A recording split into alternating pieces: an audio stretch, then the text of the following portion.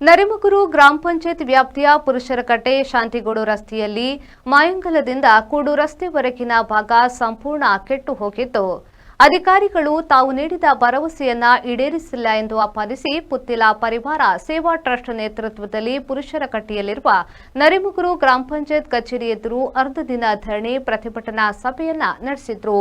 ತಾಲೂಕು ಪಂಚಾಯತ್ ಕಾರ್ಯನಿರ್ವಹಣಾಧಿಕಾರಿ ನವೀನ್ ಕುಮಾರ್ ಭಂಡಾರಿಯವರು ಮಧ್ಯಾಹ್ನದ ವೇಳೆಗೆ ಸ್ಥಳಕ್ಕೆ ಭೇಟಿ ನೀಡಿ ಹದಗೆಟ್ಟು ಹೋದ ರಸ್ತೆಯ ಎರಡೂ ಭಾಗಕ್ಕೂ ಚರಂಡಿ ದುರಸ್ತಿ ಕಾರ್ಯ ಆರಂಭಿಸಲಾಗುವುದು, ರಸ್ತೆಯ ಹೊಂಡ ಮುಚ್ಚುವ ಕಾಮಗಾರಿ ನಡೆಸಲು 15 ದಿನಗಳ ಕಾಲಾವಕಾಶ ಬೇಕು ಎಂದು ಹೇಳಿದ ಬಳಿಕ ಪ್ರತಿಭಟನಾ ಧರಣಿಯನ್ನ ವಾಪಸ್ ಪಡೆಯಲಾಯಿತು. ಮಧ್ಯಾಹ್ನ 1 ಗಂಟೆಗೆ ತಾಲೂಕು ಪಂಚಾಯತ್ ಕಾರ್ಯನಿರ್ವಹಣಾಧಿಕಾರಿ ನವೀನ್ ಭಂಡಾರಿ, ಜಿಲ್ಲಾ ಪಂಚಾಯತ್ ರಾಜ್ಯ ಇಂಜಿನಿಯರ್ ವಿಭಾಗದ ಸಹಾಯಕ ಕಾರ್ಯನಿರ್ವಾಹಕ ಇಂಜಿನಿಯರ್ ಭರತ್, ನರಿಮುಕುರು ಗ್ರಾಮ ಪಂಚಾಯತ್ನ ಅಭಿವೃದ್ಧಿ ಅಧಿಕಾರಿ ಆಶಾ ಪ್ರತಿಭಟನಾ ಸ್ಥಳಕ್ಕೆ ಭೇಟಿ ನೀಡಿದರು. ಇದೇ ವೇಳೆ ನವೀನ್ ಭಂಡಾರಿಯವರು ಮಾತನಾಡಿ, ಗ್ರಾಮ ಪಂಚಾಯತ್ ಆಡಳಿತಾಧಿಕಾರಿಯವರ ಸಮ್ಮುಖದಲ್ಲಿ ರಸ್ತೆ ಬದಿಯ ಚರಂಡಿ ದುರಸ್ತಿಗೆ 20,000 ರೂಪಾಯಿ ಅನುದಾನ ಮಂಜೂರು ಮಾಡಲಾಗಿದೆ. ಸರ್ಕಾರಿ ನಿಯಮಾವಳಿಗಳನ್ನು ಪಾಲಿಸಿ ವಾರದೊಳಗೆ ಕೆಲಸ ಮಾಡಲಾಗುವುದು, ಬಳಿಕ ಶಾಸಕರು ಅನುದಾನ ಬಿಟ್ಟು ರಸ್ತೆಯ ಕಾಮಗಾರಿ ನಡೆಸಲಾಗುವುದು ಎಂದು ಹೇಳಿದರು. ಈ ಪ್ರತಿಭಟನೆ ಯಾವುದೇ ಒಂದು ದುರುದ್ದೇಶದಿಂದ ಕೂಡಿದಿಲ್ಲ, ಯಾವುದೇ ಅಧಿಕಾರಿಗಳು ಅಥವಾ ಯಾವುದೇ ಜನಪ್ರತಿನಿಧಿಗಳ ವಿರುದ್ಧವಾಗಿ ಅಲ್ಲ.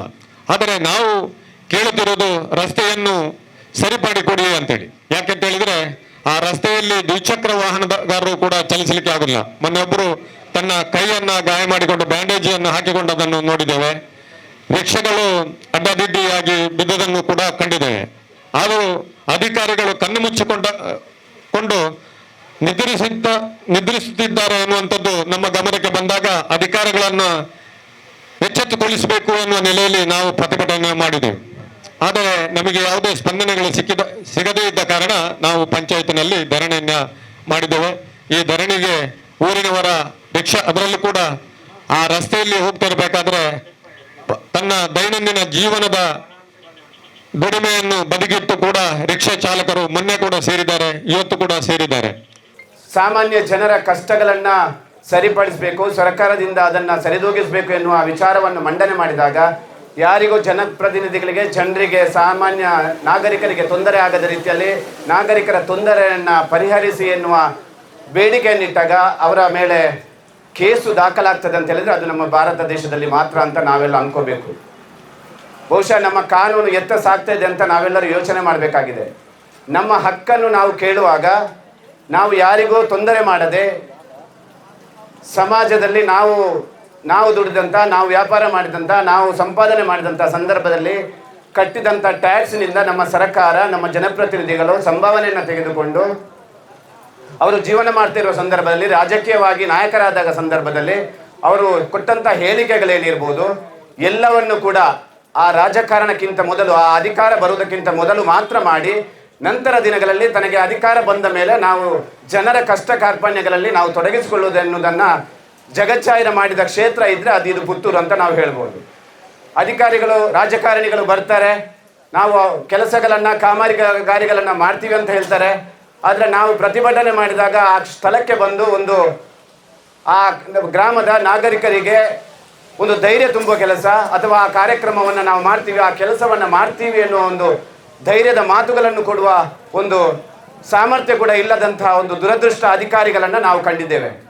ಪ್ರತಿ ಏರಿಯಾಕ್ಕೆ ಆ ಸಂದರ್ಭದಲ್ಲಿ ಬಂದಂಥ ಅನುದಾನವನ್ನು ಸರಿಯಾಗಿ ಹಂಚಿ ಬೇಕಾದ ಕೆಲಸವನ್ನು ಮಾಡಿಸಿದ್ದೇವೆ. ತದನಂತರ ನಾವು ಗ್ರಾಮ ಸಭೆಯಲ್ಲಿ ನೀವು ರೋಡ್ ಅಭಿವೃದ್ಧಿ ಮಾಡದಿದ್ದರೂ ತೊಂದರೆ ಇಲ್ಲ, 2 ಕಡೆಯ ಚರಂಡಿಗಳನ್ನು ಪ್ರತಿ ವರ್ಷ ರಿಪೇರಿ ಮಾಡಬೇಕು, ಅದಕ್ಕೆ ಅನುದಾನ ಇರಬೇಕಂತೇಳಿ ನಾವು ಬೊಬ್ಬೆ ಹೊಡೆಯುವುದು. ಅದು ಪುಸ್ತಕದಲ್ಲಿ ಮಾತ್ರ ಇರ್ತದೆ, ಇಷ್ಟರವರೆಗೆ ಕಾರ್ಯಗತ ಆಗಿಲ್ಲ. ಮತ್ತು ಅದಕ್ಕೆ ಮೊದಲಿನ ತಾಲೂಕು ಪಂಚಾಯತಿ ಮೆಂಬರ್ ಜಯರಾಮ್ ಪೂಜಾರಿ ಅವರು ಇರುವಾಗ ಸುಮಾರು ಮಲ್ಲಿಕಾ ಪ್ರಸಾದ್ ಅವರ MLA ಆಗಿರುವಾಗ ಸುಮಾರು 1,25,00,000 ರೂಪಾಯಿ ಅನುದಾನವನ್ನು ಇಟ್ಟಿರ್ತಾರೆ. ತದನಂತರ ಯಾವುದೇ ಅನುದಾನ ಅದಕ್ಕೆ ಒದಗಿಸಿರುವುದಿಲ್ಲ. ಮತ್ತು ಯಾವುದೇ ನಾಗರಿಕ ಗುಂಡಿಗೆ ಬಿದ್ದರೆ ಕೇಳುವವರು ಯಾವುದೇ ಅಧಿಕಾರಿಗಳಿಲ್ಲ. 1 ದಿನ ಹೊಗೆ ಚಕ್ಕಿನ ಬಾಕಿ ಆಗಿದ್ರೆ 1,000 ರೂಪಾಯಿ ಫೈನ್ ಅಂತೇಳಿ ಸರ್ಕಾರದ ಆದೇಶ. ಅಧಿಕಾರಿಗಳಿಗೆ ಮನವಿ ಕೊಟ್ಟರು, ಆ ಸ್ಪಂದಿಸದ ಆ ಅಧಿಕಾರಿ, ಯಾಕೆಂದರೆ ಎಲ್ಲ ಸಭೆಗಳಲ್ಲಿ ಹೇಳ್ತಾರೆ 24x7 ದಿವಸದ ಕೂಡ ನಾವು ಸ್ಪಂದನೆ ಕೊಡ್ತೇವೆ ಅಂತ ಅಧಿಕಾರಿಗಳು ಹೇಳ್ತಾರೆ. ಆದರೆ ಅದೇ ಅಧಿಕಾರಿ ಇವತ್ತು ಮೊನ್ನೆಯಿಂದ ಟ್ರಸ್ಟಿನ ಎಲ್ಲ ಪದಾಧಿಕಾರಿಗಳು ಸಮೇತ ಮತ್ತು ಗ್ರಾಮಸ್ಥರು ಕೂಡ ಈ ದುರಸ್ತಿಯ ಬಗ್ಗೆ ಫೋನ್ ಕಾಲ್ ಮಾಡಿದಾಗ ರಿಸೀವ್ ಮಾಡದಂಥ ಅಧಿಕಾರಿ ಈ ಪ್ರದೇಶಕ್ಕೆ ಬೇಕಾ? ಯಾಕೆಂದರೆ ಆ ಅಧಿಕಾರಿಗೆ ಸಂಬಳ ಕೊಡ್ತಾ ಇರೋದು ಈ ಗ್ರಾಮಸ್ಥರ ತೆರಿಗೆ ಹಣದಿಂದ.